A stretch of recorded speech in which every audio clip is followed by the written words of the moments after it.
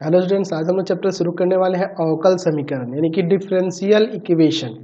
देखिए, अवकल समीकरण को जानने से पहले हमें समझना होगा अवकल गुणांक के बारे में।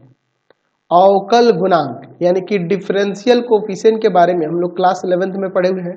क्लास 12th में भी देखे थे ना, कोई फंक्शन अगर मान लीजिए y इक्वल टू में fx दिया हो तो इसको डिफरेंशिएट जब करते थे आप लोग विथ रेस्पेक्ट टू x, तो यहाँ से जो dy बाई dx हम लोग को मिलता था, ये f डैश x, ये dy बाई dx है क्या? अवकल गुणांक है।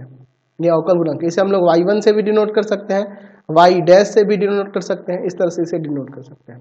ठीक है, साथ ही साथ ये हम लोग जानते हैं कि अगर कोई फंक्शन दिया हो y इक्वल टू एफ, तो इसमें x को स्वतंत्र चर कहा जाता है और y को परतंत्र चर कहा जाता है। ठीक है, तो ऐसा समीकरण, अवकल समीकरण किसे कहेंगे? ऐसा समीकरण जिसमें स्वतंत्र चर और परतंत्र चर का अवकल गुणांक, परतंत्र चर का अवकल गुणांक विद्यमान हो, शामिल हो, तो वैसे समीकरण को हम लोग क्या कहते हैं? अवकल समीकरण कहते हैं। यानी कि इसकी परिभाषा आप ऐसे दे सकते हैं कि यदि किसी समीकरण में स्वतंत्र चर कॉमा देकर परतंत्र चर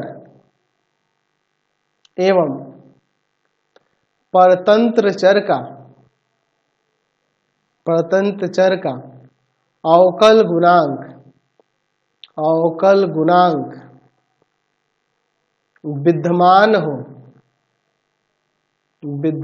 हो तो उसे अवकल समीकरण कहते हैं। अवकल समीकरण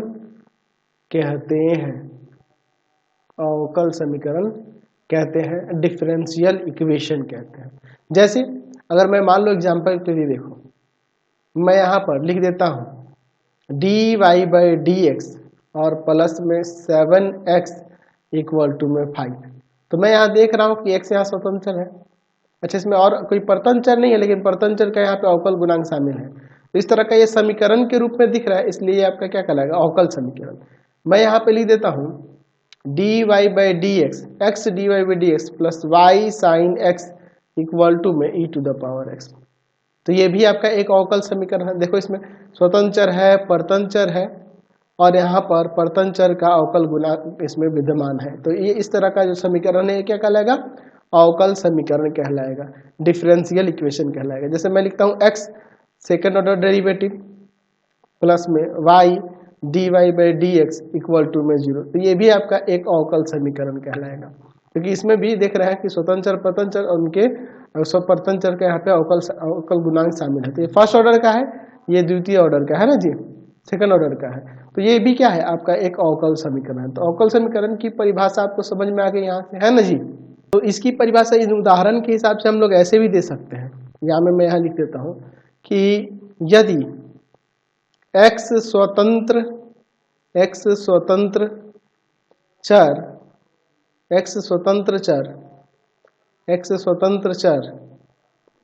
और फिर इसमें लिख देते हैं कि y परतंत्र चर हो तो x, y और dy बाई dx से युक्त समीकरण, यही बात हुई, इसी परिभाषा को हमने इस तरह से लिख दिया, युक्त समीकरण अवकल समीकरण कहलाता है। अवकल समीकरण कहलाता है, ऐसे हम लोग कह सकते हैं। ठीक है ना जी, इसकी परिभाषा हम लोग ऐसे भी दे सकते हैं। अब बात करें अवकल समीकरण के प्रकार की, तो ये दो प्रकार के होते हैं। अवकल समीकरण दो प्रकार के होते हैं। पहला होता है साधारण अवकल समीकरण, यानी कहने का मतलब है ऑर्डिनरी डिफरेंशियल इक्वेशन।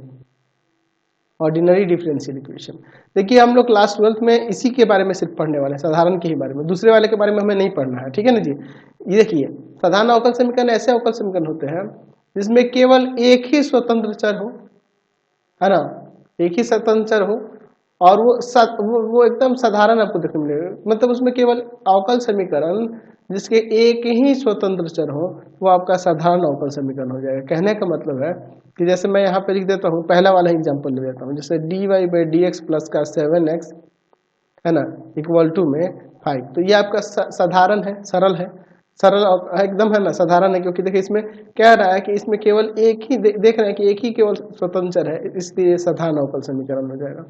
ठीक है।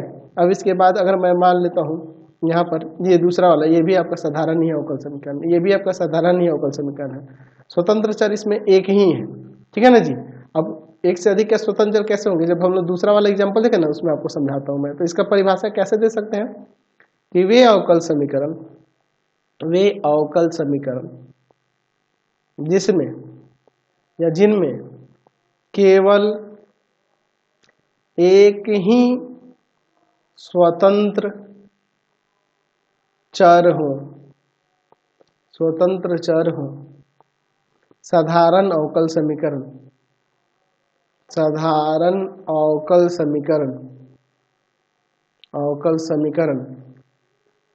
कहलाते हैं, साधारण अवकल समीकरण कहलाते हैं। तो ये साधारण अवकल समीकरण के उदाहरण है। अच्छा, तो आंशिक दूसरा जो है आंशिक अवकल समीकरण, वो कैसा होता है देख लेते हैं।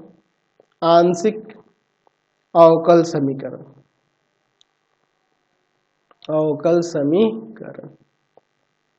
जिसे कहते हैं पार्शियल डिफरेंशियल इक्वेशन।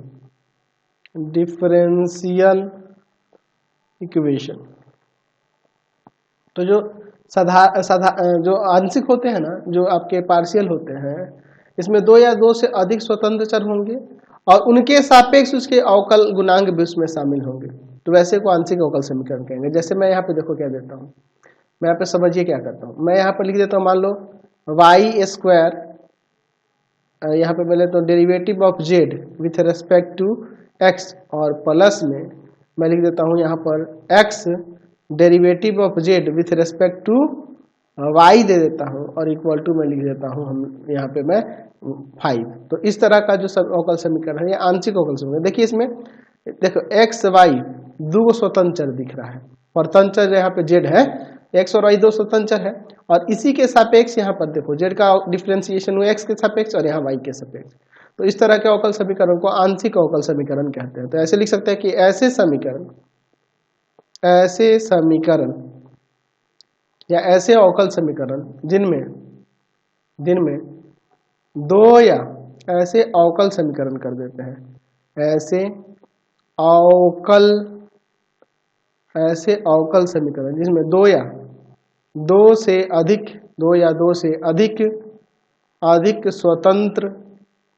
अधिक स्वतंत्र चर हों और उनमें से किसी के भी सापेक्ष आंशिक अवकल गुणांक हो, आंशिक अवकल गुणांक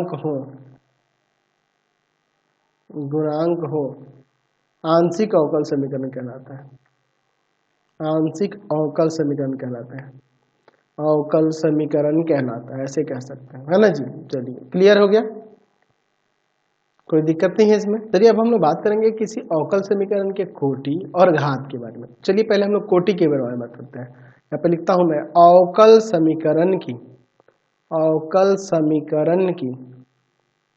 कोटि, अवकल समीकरण की कोटि यानी कि ऑर्डर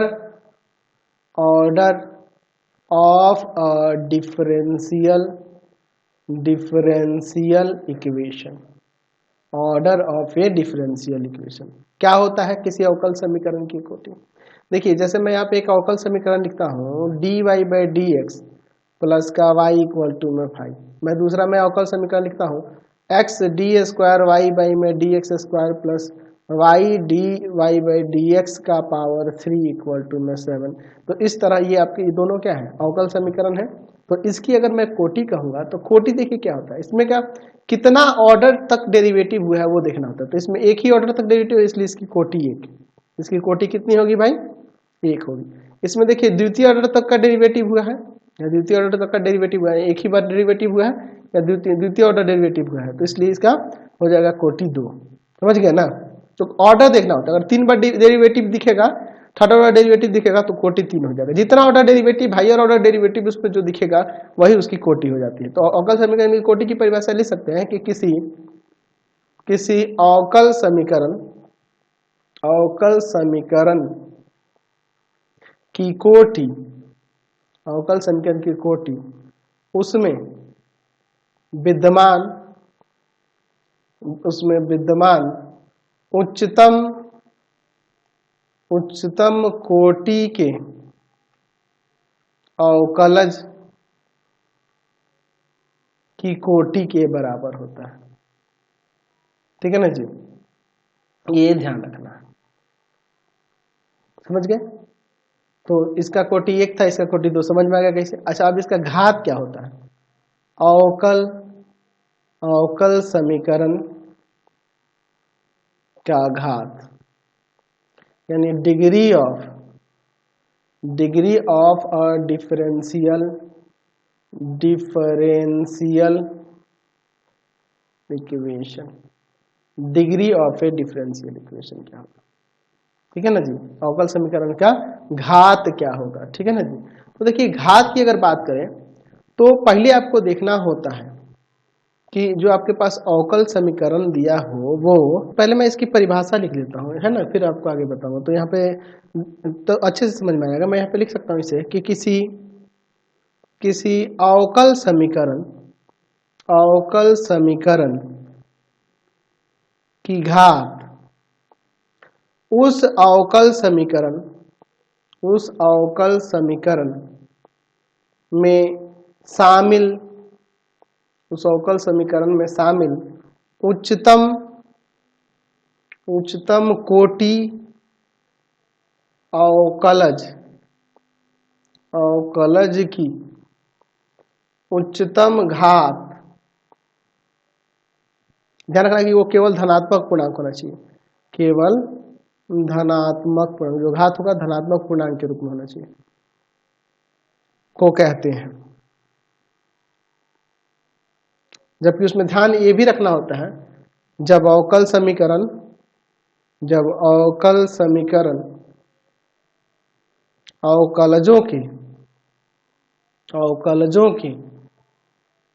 अवकलजों में बहुपद समीकरण हो।